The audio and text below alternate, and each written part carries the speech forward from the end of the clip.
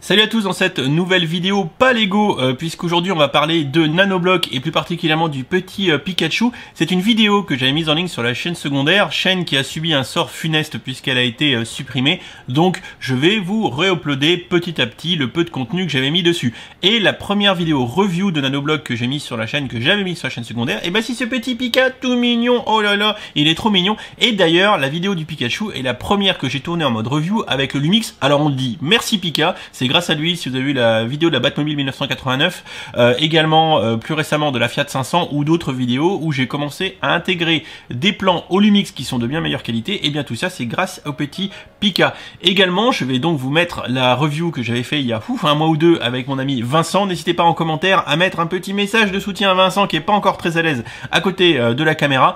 Et pour finir, au niveau des Nanoblock, dites-moi en commentaire toujours comment vous souhaitez voir arriver les reviews, parce que je pourrais les faire une par une comme ce petit Pika tout mignon, ou alors je pourrais faire un travail de lot, de gros, et vous présenter tous les Pokémon en même temps. Il y en a 11 ou 12, comprenez que si je les fais un par un, ça va vachement décaler, alors que si je fais tout en même temps, je fais tout en même temps. Vous me dites un petit peu ce que vous en pensez. En tout cas, je vous souhaite un bon visionnage, et on fait tout de suite un petit retour vers le passé pour cette review du petit Pokémon Pika Pika. C'est parti.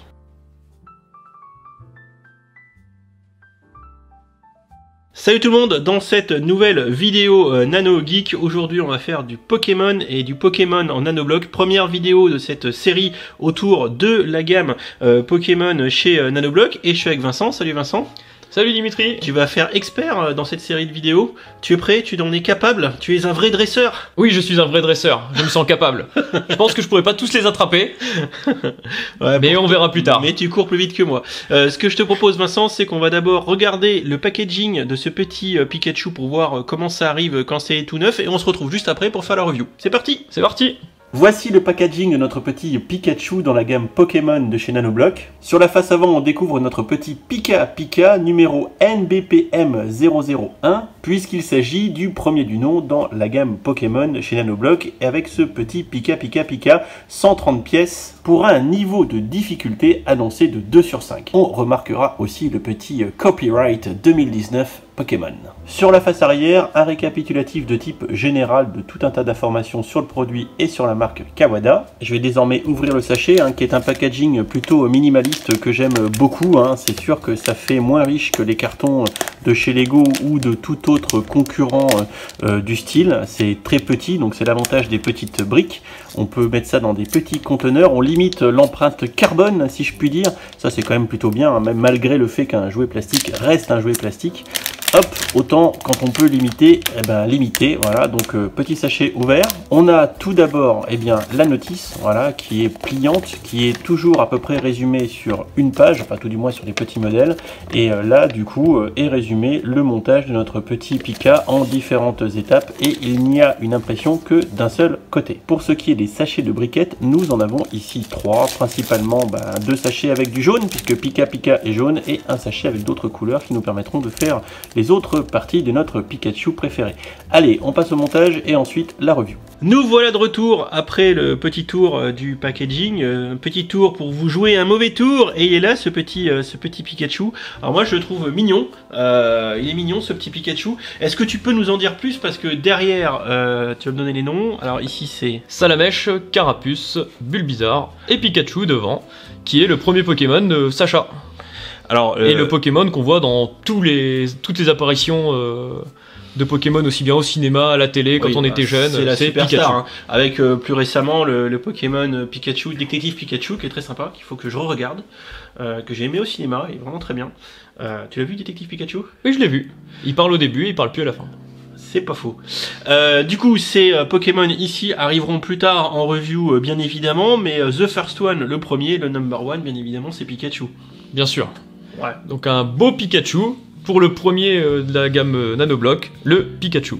Alors, parce qu'on a fait plusieurs prises avant de faire celle-ci, dans les avantages inconvénients, si on commence par le bas qui blesse, c'est qu'il est fragile, il a les oreilles qui sont super fragiles. Faut avouer que ça tient que par un plot.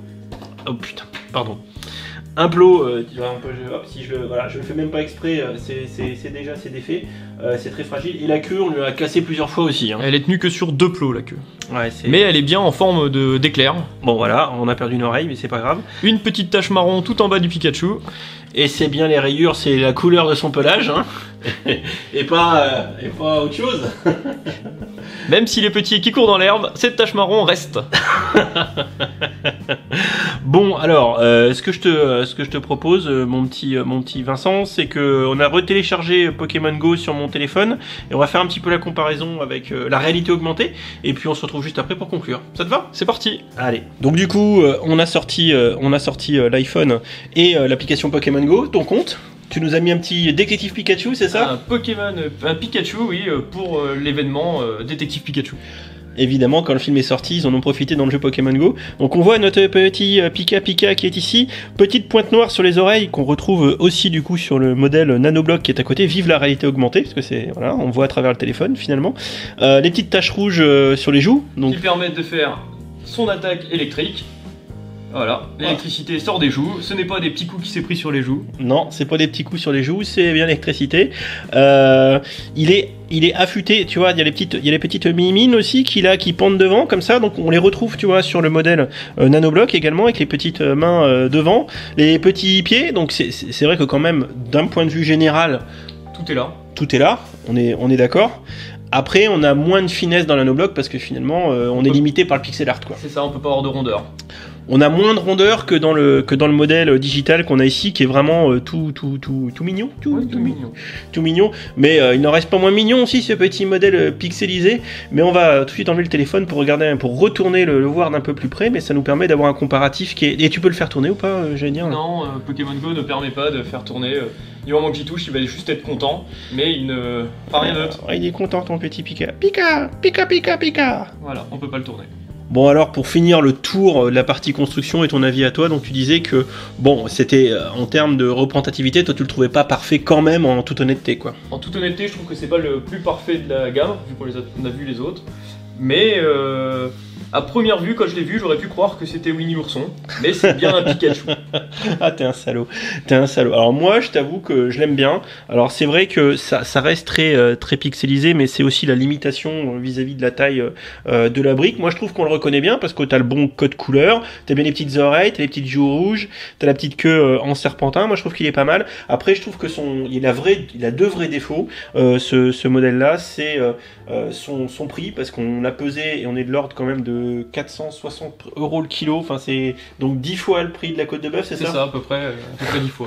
Donc c'est beaucoup plus cher qu'un Lego, mais clairement on ne connaît pas tous les détails de la mécanique des prix Nanoblock, sans compter qu'ils vendent très certainement beaucoup moins que Lego, on connaît pas le prix des moules, on connaît pas le prix des licences, enfin si tu veux il y a tout un tas de choses qui font qu'on ne sait pas tout. Ça c'est le premier inconvénient, mais qu'on suivra au fil de l'eau. Bon ceci dit c'est un set à 12 balles, hein, donc on se ruine pas en achetant un Nanoblock comme ça. C'est à peu près le prix de toutes les figurines de cette taille-là déjà montées. Oui, de toute façon, c'est clair, t'as raison. Sauf que vous avez pris le plaisir de la monter. Oui. Et c'est challengeant. Par contre, en termes de montage, c'est toujours assez challengeant parce que c'est pas facile. Et celui-là fait partie des plus compliqués à monter.